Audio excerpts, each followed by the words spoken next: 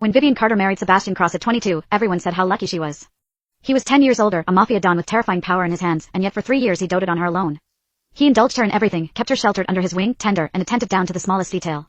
Only in the dead of night did he turn possessive and overpowering, taking without limit, never once relenting even when she begged him through tears. She had always been certain she was the one thing he loved. Then her father died without warning, drowning in grief. She called him 99 times, and every call was cut off. Chapter 1. On the day of my father's funeral, my husband, Sebastian, never came after all. Night fell, and Sebastian came home. He saw how pale and worn my face was and reached out to comfort me. I turned my head away. This is my fault, baby. Something came up in Paris and I had to deal with it. Whatever you want, I'll make it up to you, okay? After a long silence, I lifted my hand and slid 2 neatly folded documents across to him. Sign them. Sebastian looked relieved. Without so much as glancing at what they were, he picked up a pen and signed his name. As far as he was concerned, anything I wanted, whatever it was, he'd agree to without hesitation. Anything you and the baby need, I'll give you, sweetheart. I just opened my mouth to say something when his phone cut sharply through the quiet.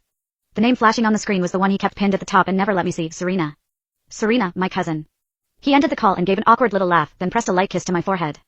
There's a deal I have to close. I've got to go make money for our baby. I'll spend real time with you next time, all right?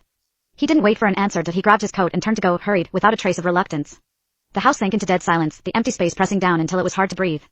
I sank slowly back onto the couch. Countless images flooded in without warning, every small piece of the last 3 years. Sebastian had treated me well, so well that every woman in the city envied me. I slept badly, so for 3 years he held me on his side every night and pulled the blanket over me, never once letting it slip. Whenever we fought, right or wrong, he was always the first to soothe me and the first to apologize. He would swallow his own feelings rather than let me feel slighted, and he never touched work until I had cooled down. Once, in the middle of the night, I wanted to see the rain-soaked streets, and he simply ordered the whole road cleared, every car was banned, and an entire busy avenue opened quietly for me alone. Back then I drowned in that kind of devotion, endlessly grateful, sure I was the luckiest woman alive. I naively believed that was love, that year after year of safety lay ahead.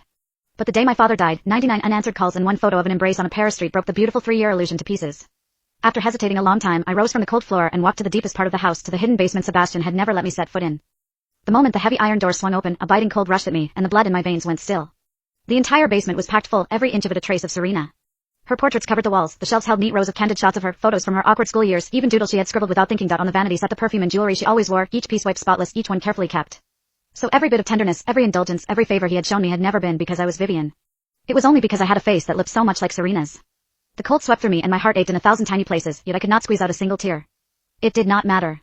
He had lied to me for 3 whole years, but this time he was not going to win. I picked up the phone and called immigration to start the paperwork. Sebastian, let us never see each other again.